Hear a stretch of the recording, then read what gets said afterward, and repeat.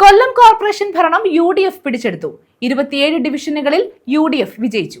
LDF 16 ഡിവിഷനുകളിൽ വിജയിച്ചപ്പോൾ NDA 12 ഇടത്ത് വിജയിച്ചു. കൊല്ലം കോർപ്പറേഷനിൽ UDFന് തകർപ്പൻ വിജയം. ഒരു മുന്നണിക്കും കേവല ഭൂരിപക്ഷം നേടാനായില്ലെങ്കിലും 27 സീറ്റ് നേടി UDF ഏറ്റവും വലിയ കക്ഷിയായി. LDF 16 സീറ്റിലേക്ക് ഒതുങ്ങി. NDA 12 സീറ്റ് നേടി. SDPI ഒരു ജില്ലാ പഞ്ചായത്ത് സീറ്റിൽ വിജയിച്ചു. 2020-ൽ 39 സീറ്റിലായിരുന്നു LDFന്റെ വിജയം. UDF 9 സീറ്റ് നേടിയപ്പോൾ NDA 6 സീറ്റും നേടി. 2015-ൽ NDAക്ക് 2 സീറ്റാണ് ഉണ്ടായിരുന്നത്.